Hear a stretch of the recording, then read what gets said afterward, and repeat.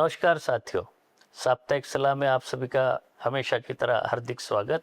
साथियों, सोयाबीन की खेती किए जाने वाले सभी क्षेत्रों में मुख्य रूप से सोयाबीन की बोनी संपन्न हो चुकी है, लेकिन ये कहते कि जुलाई माह के 10 तारीख तक सोयाबीन की बोनी हम कर सकते। उसके बाद में जो विलंबित बोनी करने के स्थान पे आप लोगों को सलाह है कि कम समय में पकने वाली जो अन्य फसलें जैसे कि उड़द, मूंग, मक्का, इसकी खेती करें। सोयाबीन की खेती के लिए अभी उपयुक्त समय निकल चुका है। साथियों, जब आपने बोई थी और इस समय पे यदि 3 सप्ताह का लगभग समय अवधि पूर्ण कर लिया है, तो ये सही समय है खरपतवार प्रबंधन के सभी प्रकार के संभावित तरीकों को अपनाने का। और इसमें आप ये कर सकते हैं कि वरीयता के अनुसार हाथ से निदाई, डोरा या कुल्पा, या अगर खरपतवार नाशक का प्रयोग करना चाहते हैं तो इस समय पे खड़ी फसल में उपयोगी कई प्रकार के खरपतवार नाशक बाजार में उपलब्ध है। 10 से 12 दिन की यदि आपकी फसल है तो ये जो सूची दी जा रही है इसमें से कोई एक चयन करके इसका छिड़काव कर सकते हैं, या 15 से 20 दिन की यदि आपकी फसल है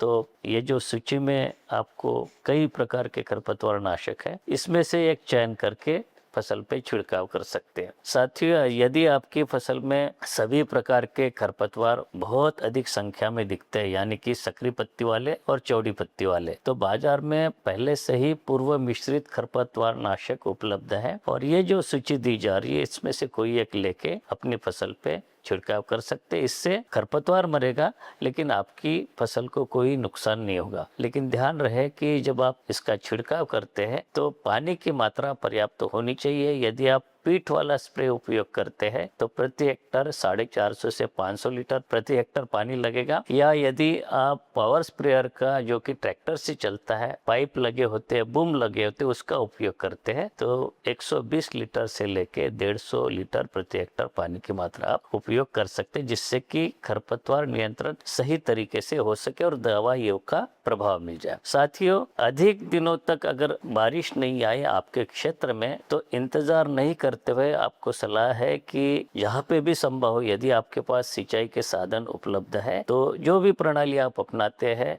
चाहे वो स्प्रिंकलर के माध्यम से हो या टपक सिंचाई प्रणाली हो या खुली पानी छोड़ देने की जो पद्धति है, उसको उपयोग कर अपने खेत में जल्द से जल्द सिंचाई का प्रबंध करें। यदि आपकी फसल 10 से 12 दिन के लंबे सूखे से गुजर रही है तो ऐसे स्थिति में आपकी फसल में जो कैल्शियम जनित लोह तत्व की कमी होने की संभावना बढ़ती है और इस समय पे जो आप चित्र देख रहे हैं ऐसी स्थिति हो जाती है, फसल पीली पड़ जाती है। लेकिन एक बात और जरूरी है कि जब आपके क्षेत्र में बारिश आएगी तो फसल पूर्णतः अपने आप में पूर्ववत हो सकती है। लेकिन यदि आपके फसल में इसकी तीव्रता ज्यादा है तो आप ये कर सकते हैं कि 1% फेरस सल्फेट को 0.2% चूने के साथ में मिला के, यानी कि प्रति लीटर पानी में 10 ग्राम फेरस सल्फेट और 2 ग्राम चूना मिलाकर अपने फसल पे छिड़काव कर सकते हैं यदि पीलापन ज्यादा हो। साथियों, जल भराव की समस्या हो सकती है। इस समय पे देखा जा रहा है कि कई स्थिति में सूखा है और कई जगह पे जल भराव की समस्या भी हो सकती है, लगातार बारिश हो रही है। तो जल भराव से होने वाले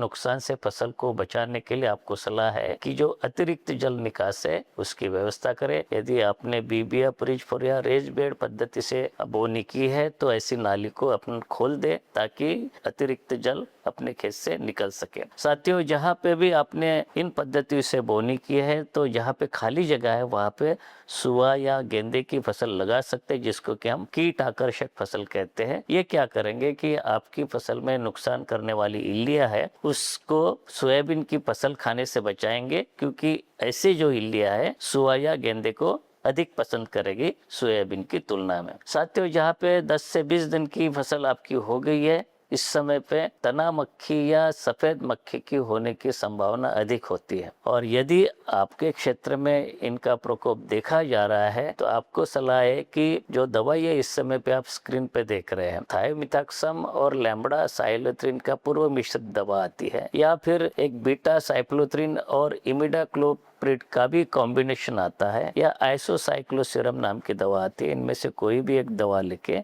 अपनी फसल पे आप छिड़काव कर सकते हैं। जहाँ पे 15 दिन की फसल हुई है और इस समय पे कई क्षेत्रों में देखा जा रहा है कि नवजात पौधों में कॉलर रॉट या साथ ही साथ राइजोक्टोनिया रूट रॉट की संभावना देखी जा रही है। इस समय पे आप वीडियो देख रहे हैं, इसमें जो छोटे छोटे नवजात पौधे हैं वो सूख रहे हैं और हमारी फसल को इस रोग से बचाने के लिए आपको सलाह है कि जो कार्बेंडिज्म नाम की दवा आती है 50%, यानी कि 500 ग्राम प्रति हेक्टर 450 से 500 लीटर पानी में लेके इसका छिड़काव आप कर सकते हैं। अब बात करेंगे कुछ ऐसी सलाह जो कि बहुत ही सामान्य है लेकिन आपको फायदा दिला सकते हैं। जैसे कि छिड़काव किसी भी दवा का करना हो, चाहे कीटनाशक हो या फफूंदनाशक हो या खरपतवार नाशक हो, पानी की पर्याप्त मात्रा होनी चाहिए। 120 से 150 लीटर प्रति हेक्टर पावर स्प्रेयर के उपयोग से या नैपसेक स्प्रेयर से उपयोग से 450 से 500 लीटर प्रति हेक्टर। जब आप कीटनाशक का छिड़काव करते हो तो इसके लिए हालोकोन नोजल आता है, और